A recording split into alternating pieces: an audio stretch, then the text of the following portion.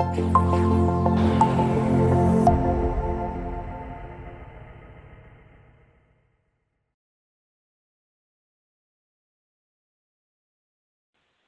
right, so, well, first, welcome and thank you to everyone for attending the session. This is part of Nuclear Science Week, and this session is co-hosted with EPRI, or the Electric Power Research Institute, and the DC chapter of Women in Nuclear. So I will be, I'm your host from EPRI, and Ashley McHenry is your host from DC WIN.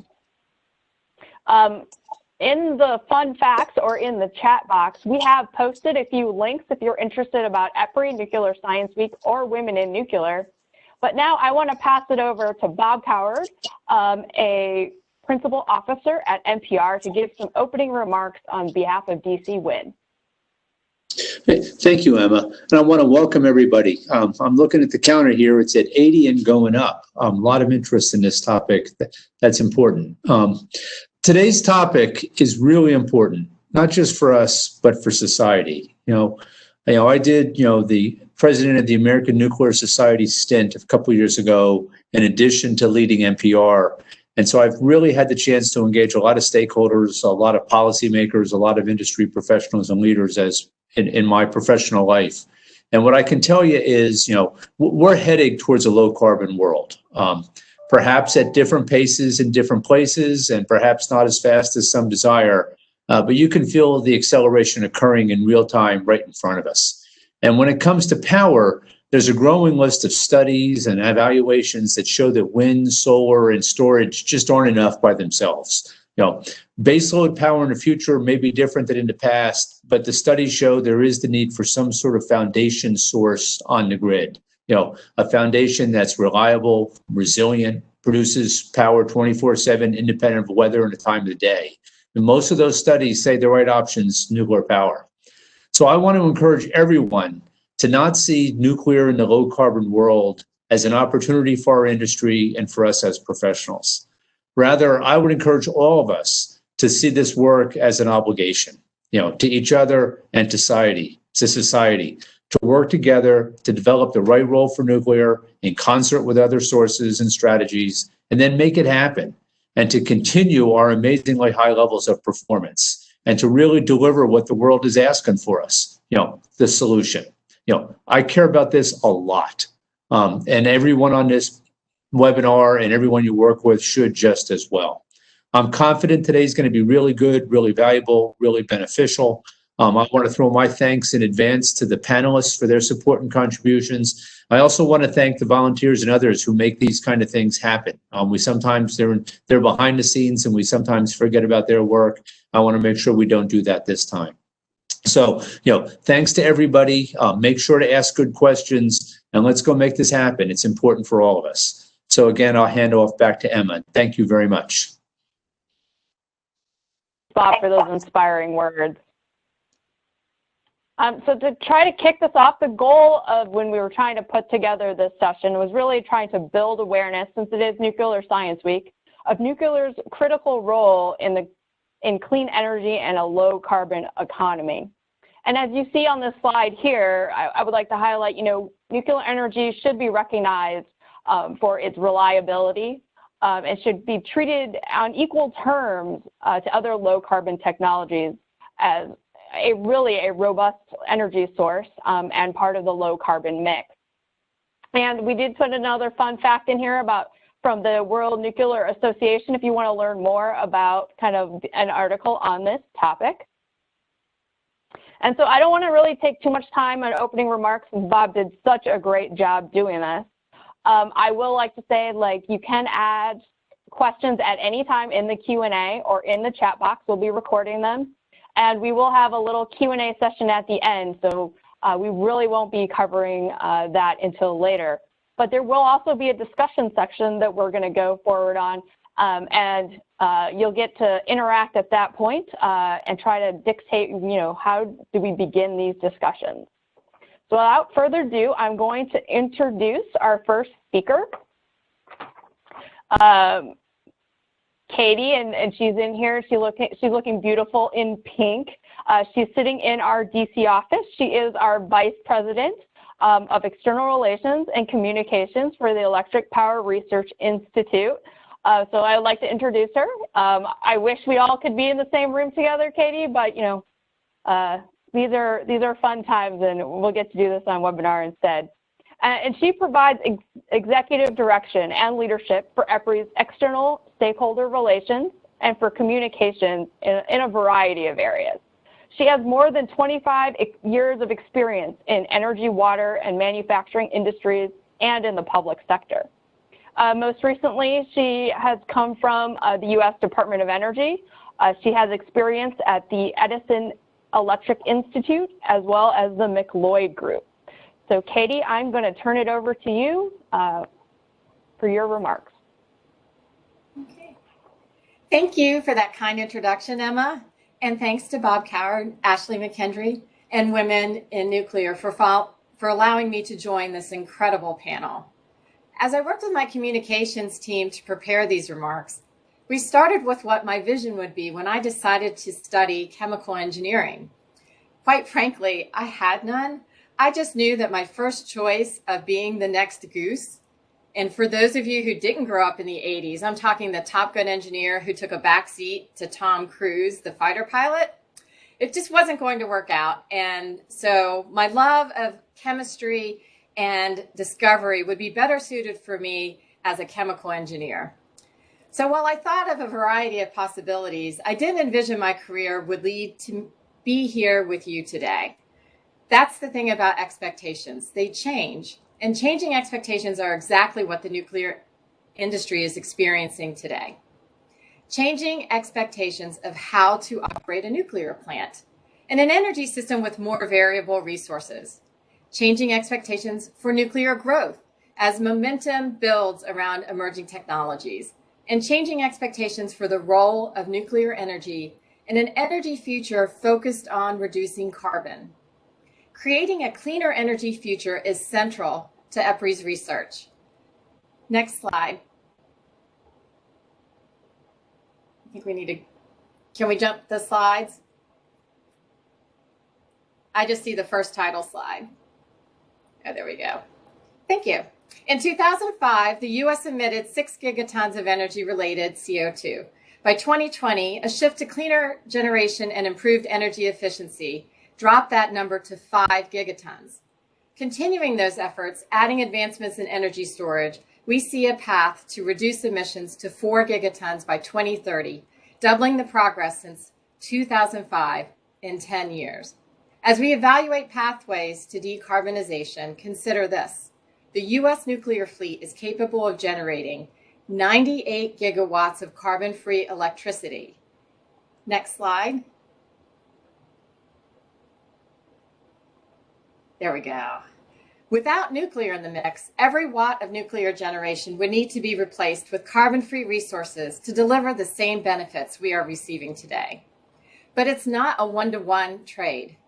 Due to the difference in capacity factors, it would take 3 to 4 gigawatts of wind or solar to replace each gigawatt of nuclear of the grid.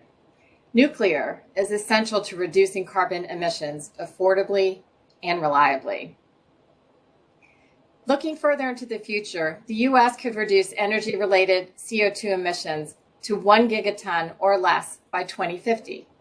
From 6 to 1, it's an incredible feat that we believe is within reach. EPRI is bringing industry stakeholders together to enable that vision through the Low Carbon Resources Initiative, which I'll discuss shortly. Next slide.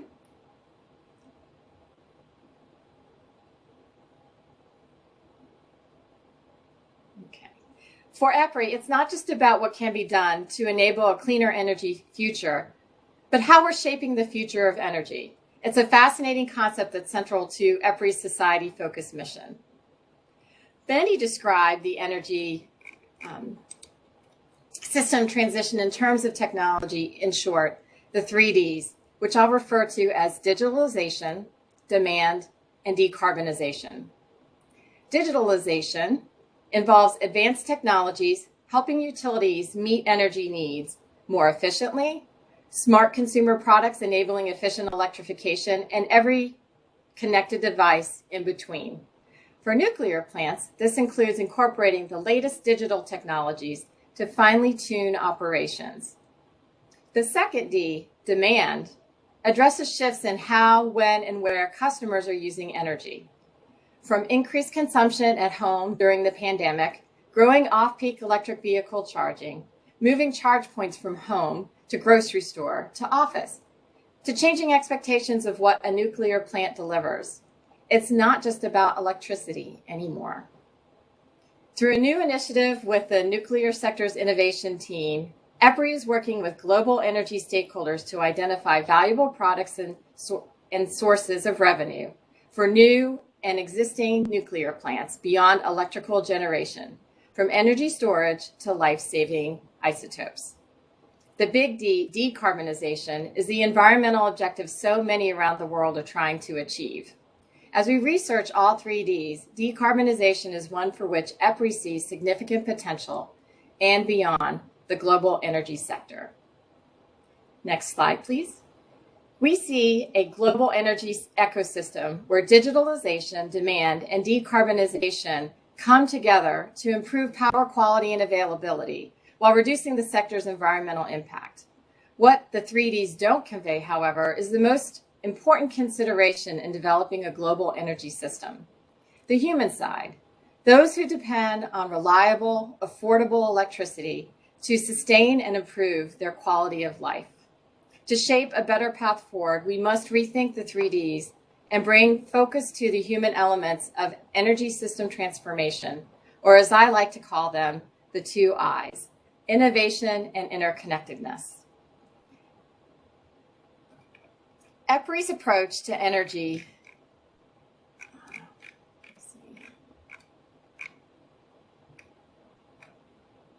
let me see, I think, yeah, let's go.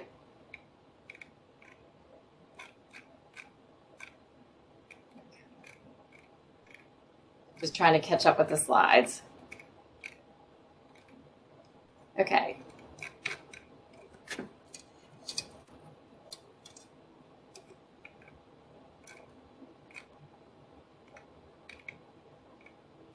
So EPRI's approach to energy innovation, with a commitment to a clean energy future and the best interests of human society.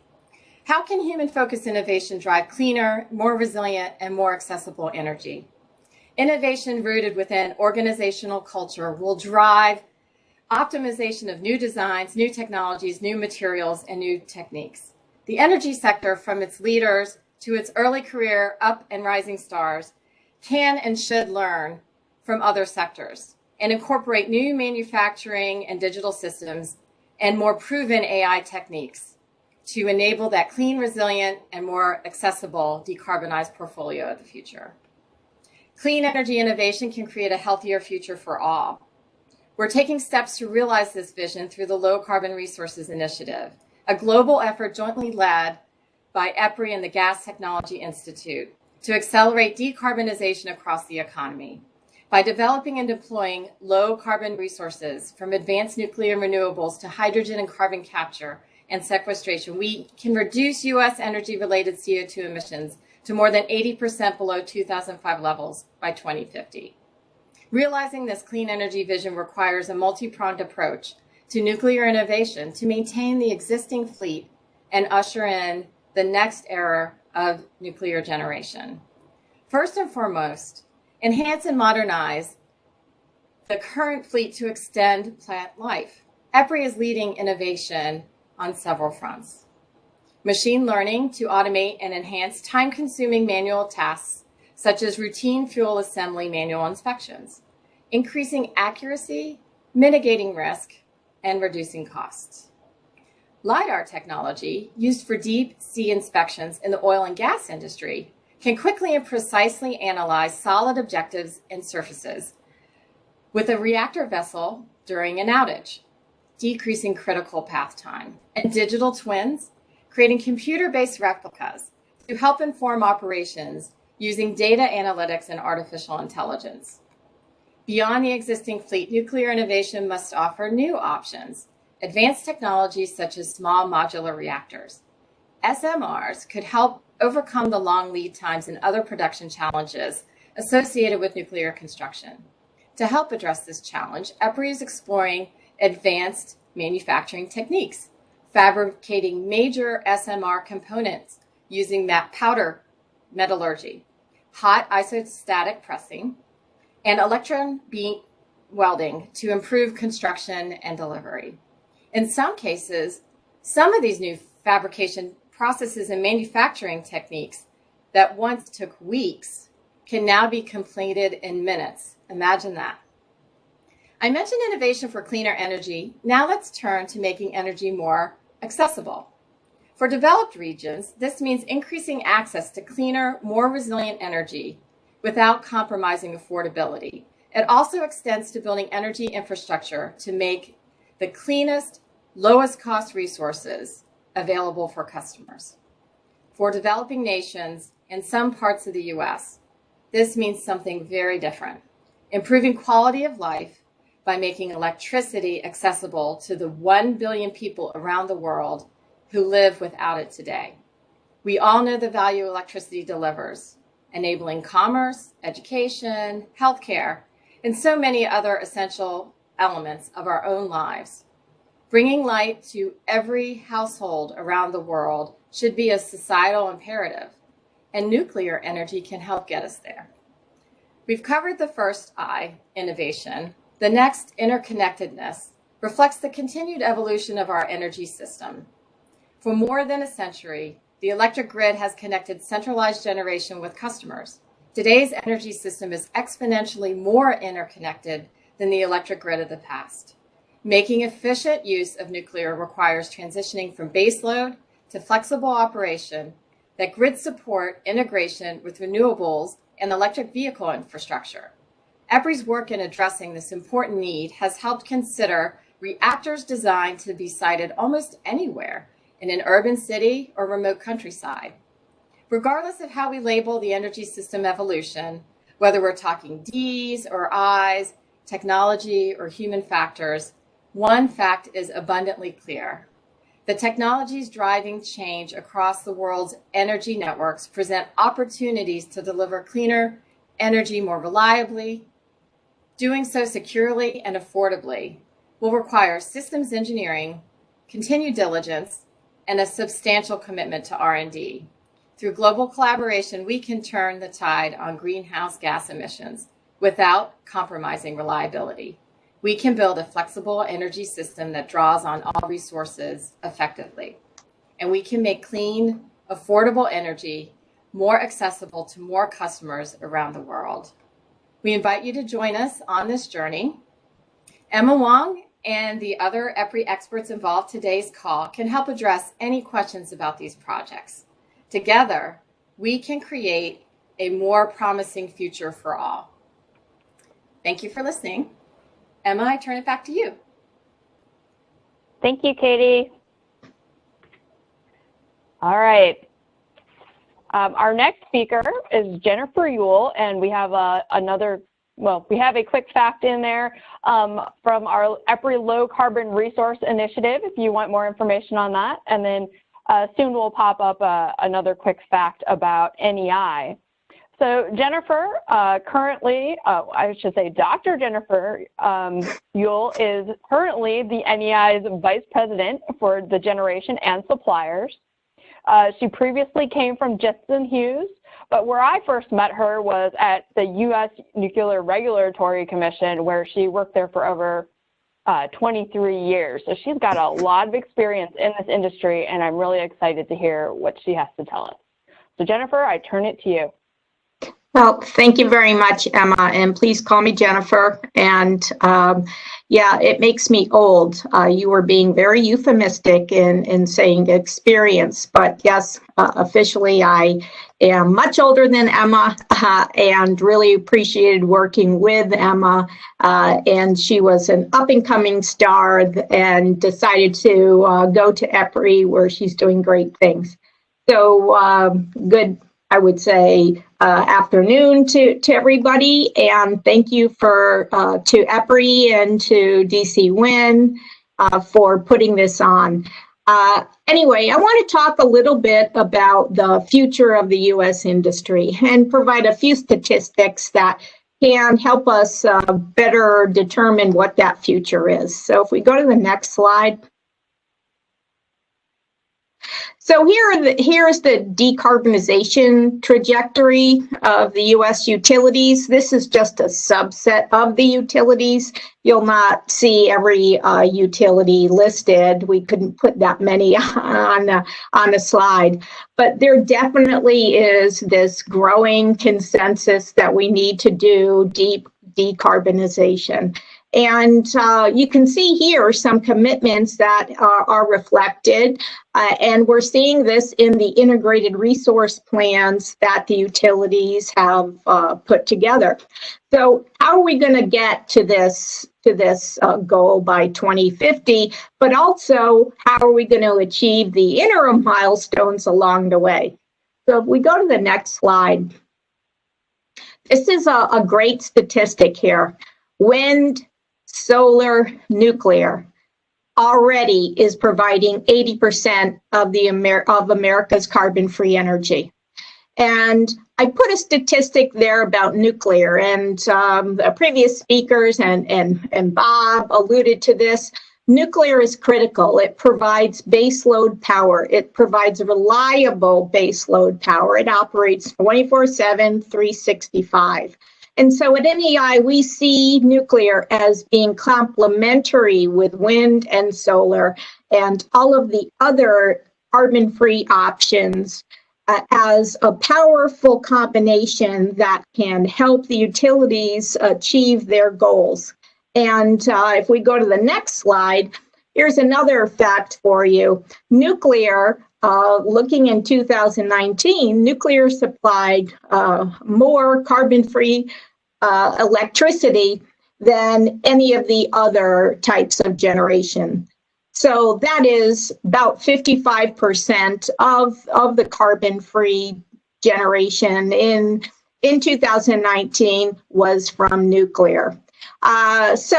Okay, we do know that we are facing an economic issue with the competitiveness of nuclear. We do know that TMI and Pilgrim, for example, closed, and that resulted in a 12 million megawatt hours of annual carbon-free generation that's been lost. We do know, of course, about Indian Point that will be closing.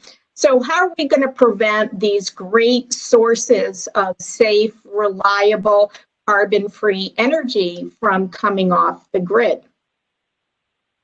We go to the next slide. Here's just a projection of what we're talking about in terms of decisions that are being made on plants. This is a slide that was developed a few years ago. So at this point, we do know that there are more plants that are projected to close. And the decisions are being made now. You can see the solid line projection. That is the announcement of closures. And that is done years before the actual closure takes place. And so we have to act now. We really need to change the cost effectiveness of the operating plants. We need to make the new designs more cost effective because nuclear has to play a role in carbon reduction. This has been proved by many independent studies that have been done, and we've got to stop this trend. So if we go to the next slide. Where are we at this point? Well, delivering the nuclear promise was put in place in the 2011 timeframe, and it was really thought to be a stretch goal to help the operating plants reduce their total generating costs. And at the time, it was thought, okay, let's try to reduce it by 30%. And a lot of people thought, no, that's really not possible. Well, actually, in 2019, that goal was achieved and it was exceeded because we reduced the generation cost down by 32%. And so what is great also on this slide to note is that these efficiencies were gained while safety and reliability improved. That is to say that running a safe and reliable plant is possible while reducing the total generation costs. So really, efficiency in terms of cost effectiveness measures and reliability measures, they're hand in hand with running a safe power plant. So if we go to the next slide. So just to bolster that argument, last year in 2019, the utilities had the best, most reliable operating history ever. It was 93.4% capacity factor. Truly, that is astonishing. So 93.4% of the time, nuclear was online, producing its total available power generation. And actually, because of this great capacity factor, even though plants have been shutting down, nuclear generated the highest amount of megawatt hours ever. So this is just a fantastic statement here about how we can improve efficiency, cost effectiveness, ensure safety, and ensure reliability all at the same time. Next slide, please. And how are we doing this? Innovation is a real key element to achieving these goals. And when we look at the operating plants, what does that mean? Well, that means digital technologies, that means artificial intelligence, that means additive manufacturing, so parts can be replaced. It also means automation in ways that haven't been used before. And it's a focus on efficiency, but through the use of technology. We also have to look at what this means for the future generation of plants, the new generation, advanced reactors. Well, innovation can play a key role in cost of licensing and cost of construction. It also can play a key role in cost of manufacturing. And of course, as we put our mind to ensuring that these plants are safe, we can do it in a way that uses the technologies of today and even the technologies of the future to make these plants even more cost effective, while of course being safer. Now, NRC plays a role here, of course, because the cost of licensing has to come down.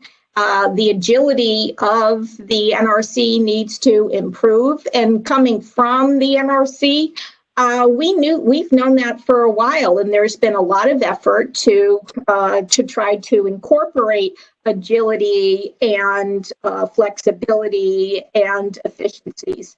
So I have 100% confidence that as a nuclear industry as a whole, as a regulator, as the vendors, as the new advanced reactor designers, and as the utilities together with the research organizations like EPRI, we can get to the point where nuclear really is delivering the nuclear promise. So if we go to the next slide with taking a look at the policy level, what is our strategy for accelerating new nuclear? Well, I've talked about the product. It's got to be cost competitive. It's got to be timely. It's got to be credible. The utilities need to step up to the plate, and they have in putting in their integrated resource plans, the nuclear as a generation source. The policies have to be improved. The states, unfortunately, there is no carbon tax. I'm not suggesting that at a federal level, but there needs to be a recognition of all the attributes that nuclear offers. And that is, of course, the reliability, the resiliency. Nuclear operates through hurricanes and does it safely. Nuclear operates through extreme weather changes. The cold snaps, for example, prevent some generation sources from operating. For example, we need that to be credited in how nuclear is reimbursed for its services. And hopefully this can be done on a federal level, but at this point in time, with the deregulation of a number of states, this is being done on a state-by-state level. At NEI, we're working very hard to try to get these policies implemented. And then, of course, we need the financial backing. And I've recently attended a seminar at NEI with a number of financial organizations, and they are bullish on nuclear. And so the money is out there. We need to develop a cost-competitive and credible product in a timely manner. So if we go to the next slide.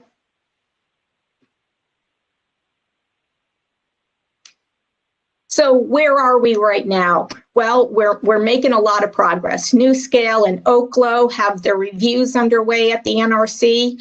We have a growing number of NEI member companies showing interest in new nuclear, and we have the financial input and the policy interest through the federal government with DOE's Advanced Reactor Demonstration Project, where 2 demonstration programs were recently announced. And these plants will be online, advanced reactors, non-LWR reactors, in 5 to 7 years. We have further financial support from DOE coming down the pike. So I just want to end with, we're all in this together. This is carbon reduction and climate change is an existential threat to society. Nuclear needs to play a key role, and collectively, including the NRC, I have no doubt that we will be successful. So thanks very much. We can go to the last slide and just end with NEI's vision, and that is a world powered by clean and reliable energy. We're not saying it's just nuclear, because we want an all of the above strategy to have energy diversity powering the grid. But nuclear is going to play a key role. Thank you. All right, thanks, Jennifer. Okay, so for our third panelist, and not least important, maybe most important, is to hear from the utilities themselves. So I would like to introduce Runette, who is the Director of License Renewal and Decommissioning Planning at Duke Energy. She also has positions at Oconee in a variety of different areas and has been at Duke since 1992. So she has a lot of different experience and to share with us. Also, we have a fun fact about Duke Energy and the company's commitments to reducing carbon dioxide emissions. So, Runette, I'll turn it back over to you. Thank you, Emma. You can go to my first slide. So thanks to Katie and Jennifer, they gave a really good perspective of the nuclear industry and the country as a whole, and what the factors are in considering carbon reduction and the climate change that we face. I want to give a perspective just from a single utility and give you an idea of what that means just from the utility's perspective. Next slide, please.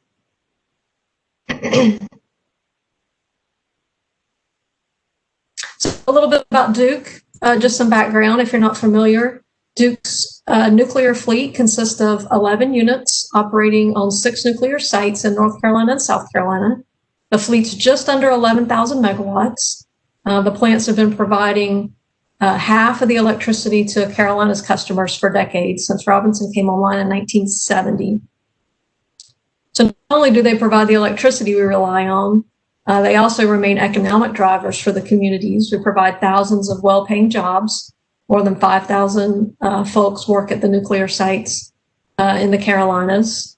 with additional contract workers and supporting refueling outages and major project work. We provide significant tax revenues in the communities that we serve, paying more than $300 million in property and payroll taxes each year associated with the nuclear plants and their operation. And then not to mention just community partnerships, community service, volunteer efforts. Our employees and their families are very active in the communities that we serve, and that brings a lot of livelihood to those communities, which are oftentimes rural communities. But as you can see from the chart, if you can see that chart, it's got the megawatt output and the license expiration dates. And so the current licenses of the fleet begins to expire in as early as 2030 and continues through the mid-2040s. And I'll talk more about that later. Next slide, please.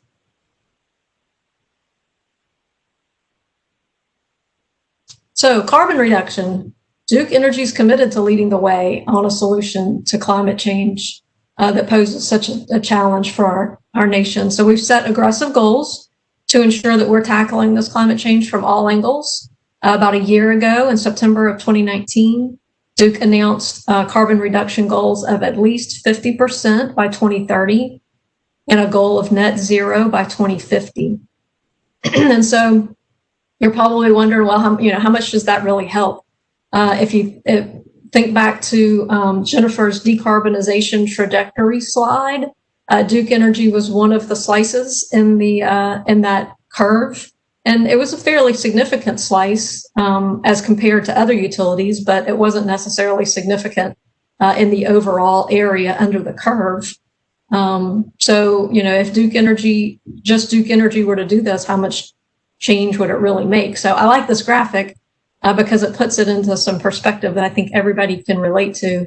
And that is, in 2018, we had already reduced carbon emissions from the 2005 levels by 31%. And so that's the equivalent of keeping more than 9 million passenger vehicles off the road. That's all the cars in Florida and Connecticut. That's the states, the little state icons there at the bottom, if you can't tell what those are. So our 50% reduction goal by 2030 is the equivalent of 14 million passenger vehicles off the road. And that's the equivalent of all the cars in Florida, Ohio, and Tennessee. And then if we get to net zero by 2050, which is the goal, that's the equivalent of 29 million passenger vehicles off the road. And that's equivalent of all the cars in California, North Carolina, Florida, and Virginia. And so everybody probably remembers seeing the impact of the stay-at-home orders back in the spring. I know there were a lot of pictures and satellite pictures and graphs of the impact to the environment based on those stay-at-home orders. And so just imagine if those impacts were permanent. And that's the opportunity we have here, is to make that happen with our strategies. Next slide. So nuclear fleet operation, what is its contribution to this carbon reduction strategy? Nuclear very much underpins the generation for Duke Energy. Jennifer mentioned that nuclear provides just over 50% of the country's carbon-free electricity. Well, nuclear provides 86% of Duke Energy's carbon-free electricity, 86%.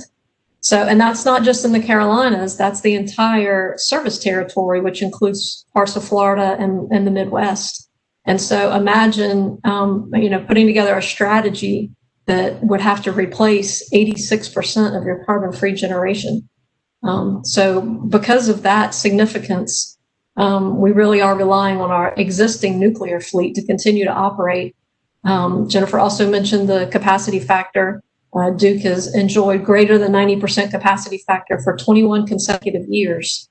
And so definitely reliable and relied upon for that 24/7, 365 generation.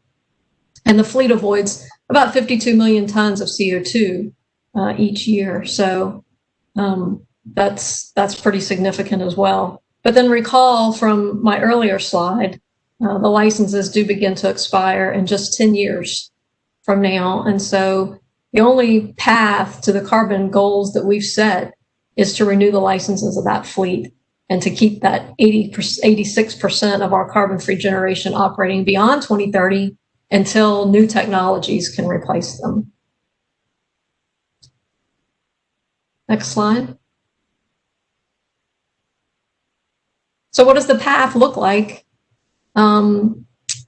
So far, the majority of our carbon reduction has really been driven by the retirement of coal and replacement of that generation with lower carbon and cost-effective natural gas. But to get to that net zero goal of 2050, we're going to have to move away from the natural gas, and that's a little tougher problem to solve.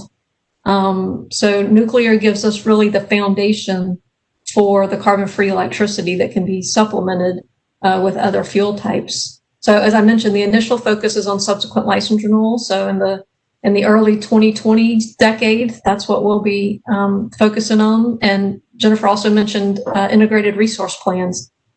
Duke Energy submitted IRPs in North Carolina and South Carolina in September.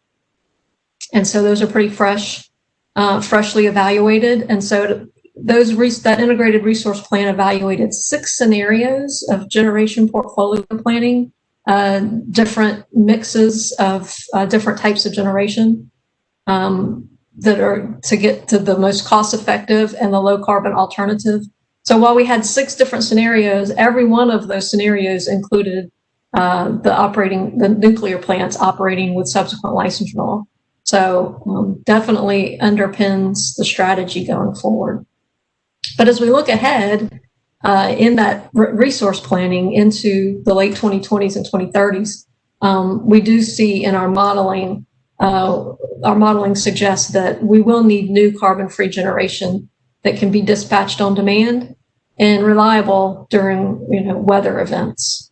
And so we see nuclear as an opportunity for that new generation as well. And so first, the SMRs that we've discussed here today is probably the most furthest along in development. And so hopefully they'll be ready to deploy in the late 2020s. And then further into the future, we're excited about the prospect of advanced non-light water reactor designs, which use high temperature gas or liquid metal or molten salt as a coolant instead of regular water. And actually, Duke Energy just joined an advisory group for TerraPower and GE Hitachi Nuclear Energy's Natrium reactor, which is a 345 megawatt advanced liquid sodium fast reactor with a molten salt energy storage system.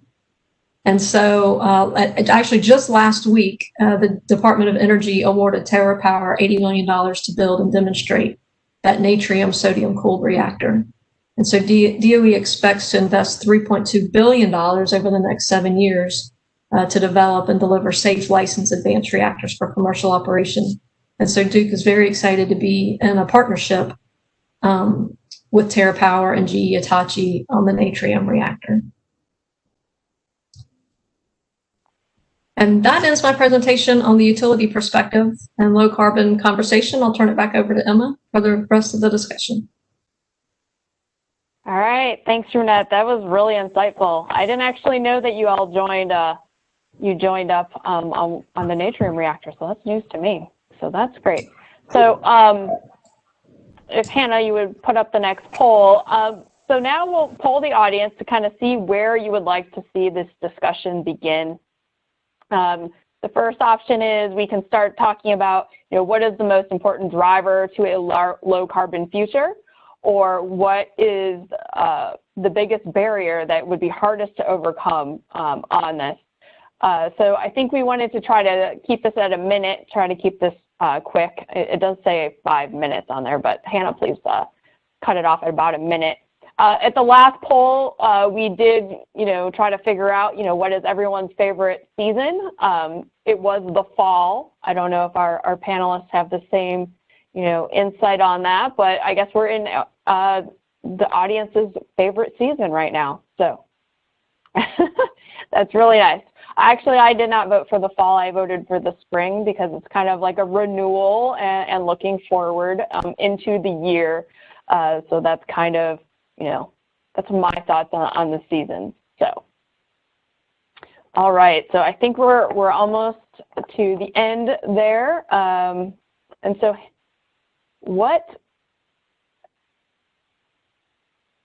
oh, okay. So it was overwhelming. And this is kind of the question that I wanted to ask and have the discussion start off with as well is, what is the barrier that will be hardest to overcome as we move forward into the future? So we'll start with Katie.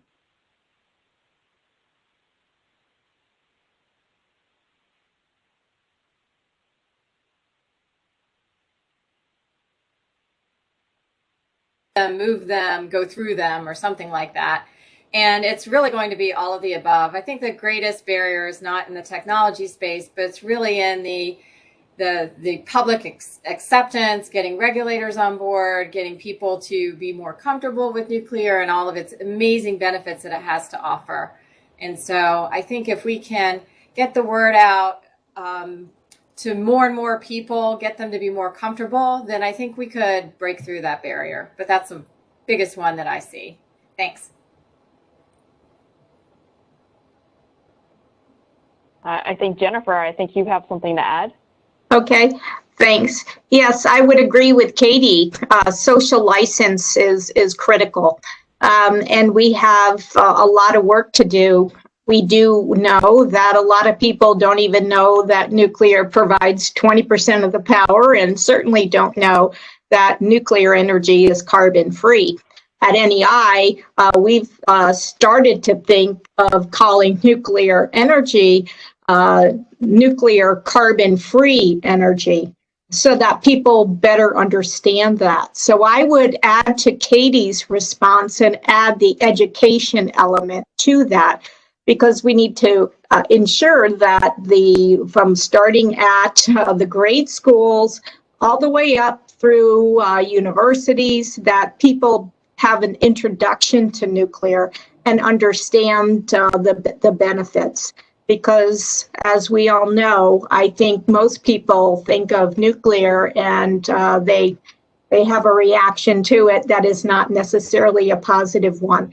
However, we are seeing that as we talk about nuclear carbon-free energy, there's an overwhelming response that nuclear becomes a lot more supported by the public. So I'll stop there. Thanks. Runette, do you have anything to add? I do. So from the utility perspective, it's interesting because I was going to say maybe not the biggest barrier, but a large barrier would be the technology gap. But Katie initially, being from the research area, said she didn't think technology was the issue, which is a great thing to hear. So it's interesting that we would have different perspectives, but I don't know that it's so much the technology. It's just the fact from the utility perspective, we really need some diversity in that technology. It can't just be one technology. One of the things that, from doing our integrated resource plans is the more megawatts you add of one particular type of generation, kind of the less useful it becomes. And so you can't kind of go all wind or all solar or all storage. You really have to have a good mixture of that to get to these carbon-free goals. And so I think that'll be the big challenge from the utility perspective, is being sure that we invest correctly in all of the new technologies that are going to become available.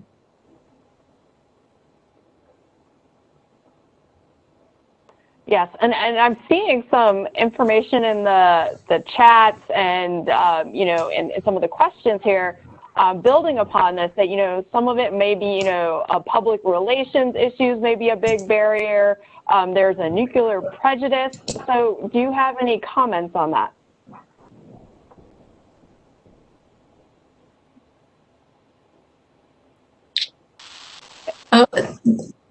Are you directing to me? Well, we talked. Yeah, Jennifer just talked about PR issues, and I think we have to have good, advocacy in place, and I think nuclear is getting better at that, because we maybe certainly solar and other, the new bells and whistles type of generation has been really good at advocacy, and so I think it's just a matter of nuclear getting out in front, and I think we're doing a much better job at that now than we did just a few years ago.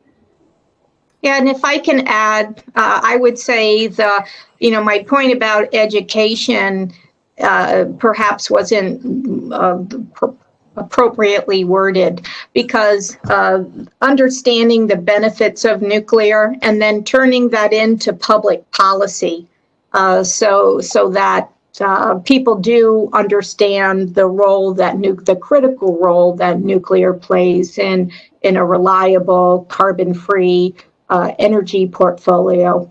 And nuclear is credited for that in terms of cost, I think is also key, because only a portion of the fleet is in regulated states. We also have the merchant fleet, and then they are, of course, competing with very low natural gas costs, and don't get the benefit of all of the attributes that nuclear provides. So I'll just add a little bit, Emma, and I'll just regale a quick tale that I heard this morning about the role of public affairs. And it gets back to way back when bridges were made of wood, and Carnegie came up with the steel bridge, and people were deathly afraid of it collapsing.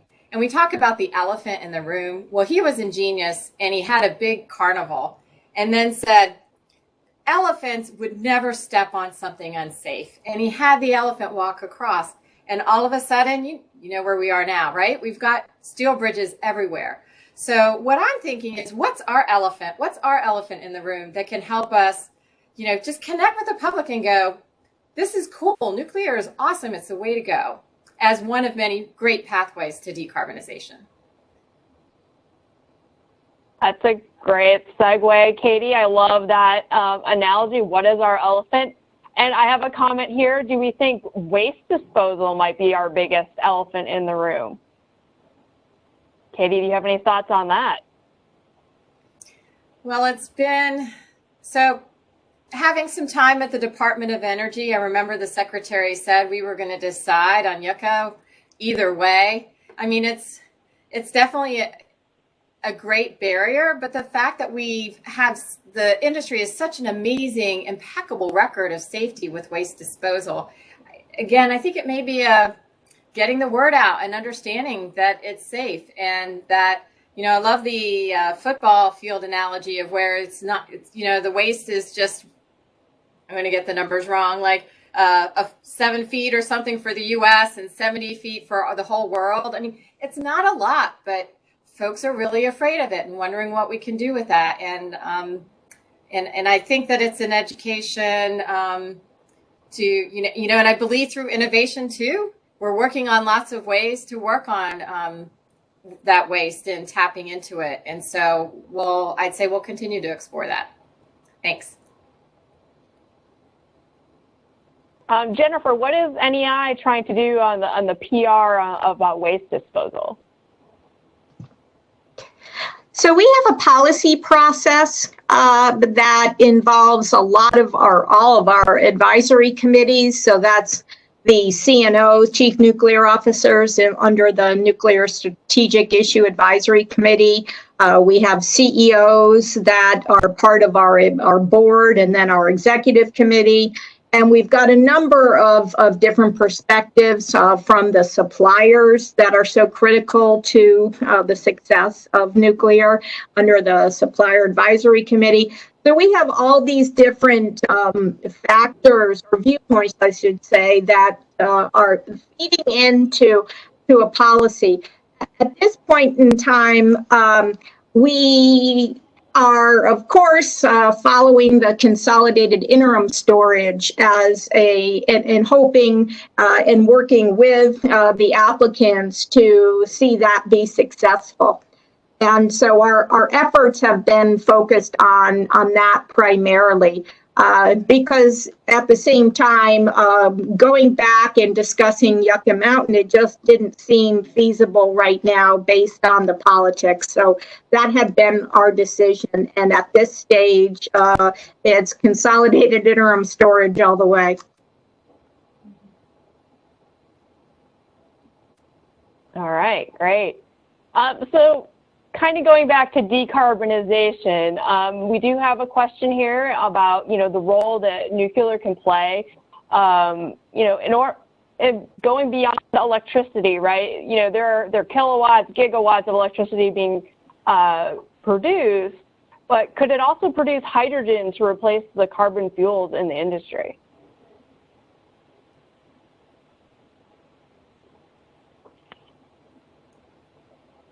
Sorry about the little pop-up window there. Thank you.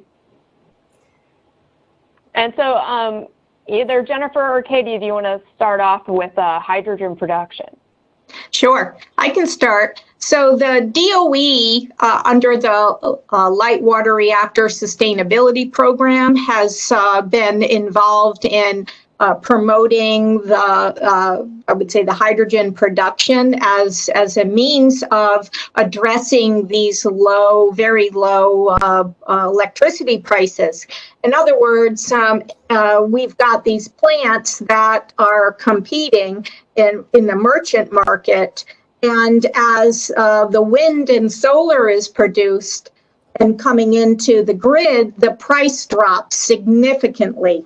And so during those time periods, why not produce something else of benefit to society? And that is hydrogen. It also can be desalination for water. It can be pretty much other process heat applications that are used or would be used by some chemical companies.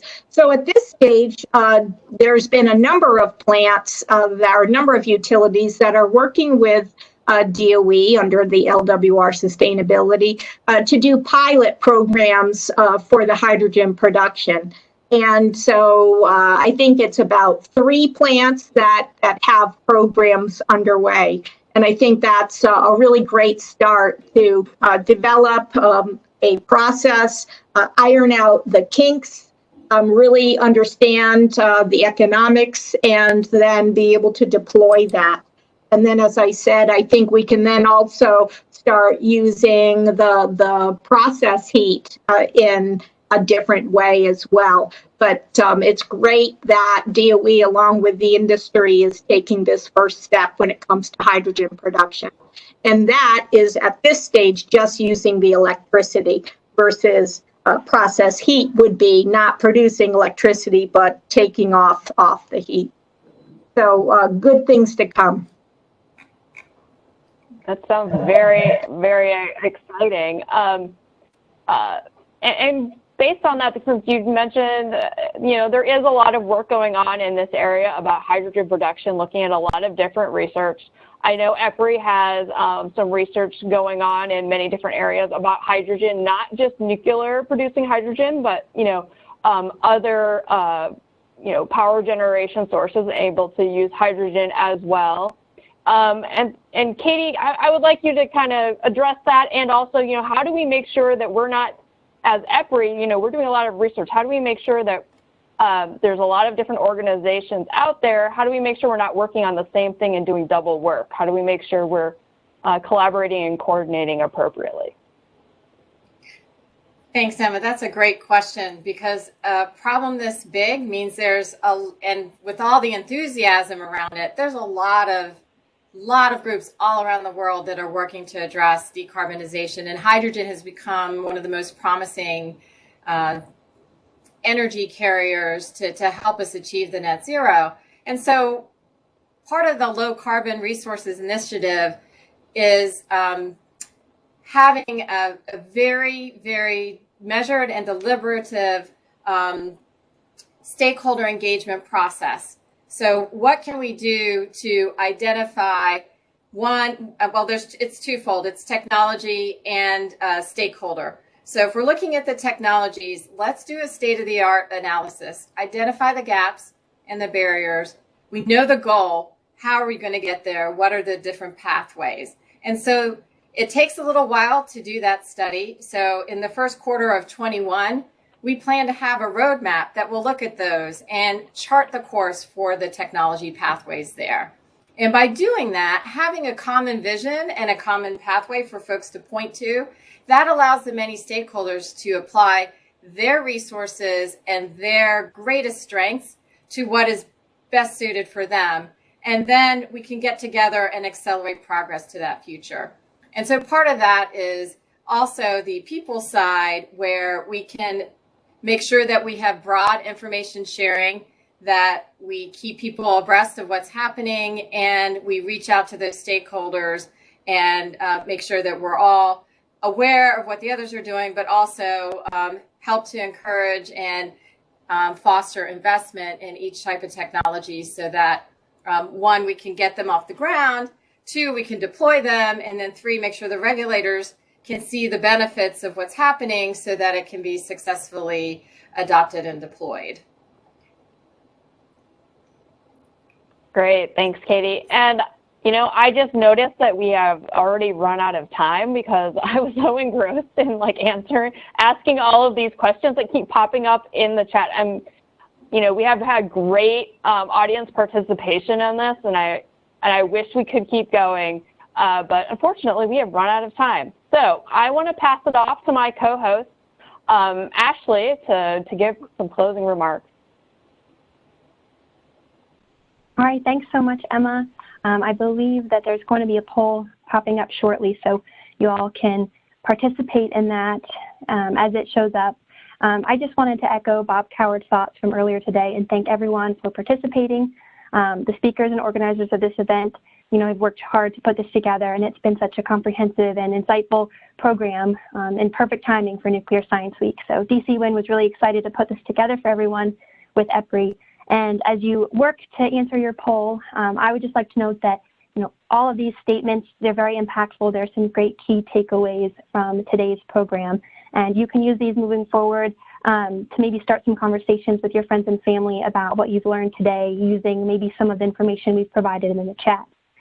If you really enjoyed today's webinar, EPRI and US Wind work to put on events like this pretty frequently, so you can check us out on social media, whether it be Facebook, Twitter, or LinkedIn. You should be able to find EPRI, US Wind, NEI, and also Duke. So I hope you all enjoyed this program today. Enjoy the rest of the week, and this will conclude today's program. Thank you.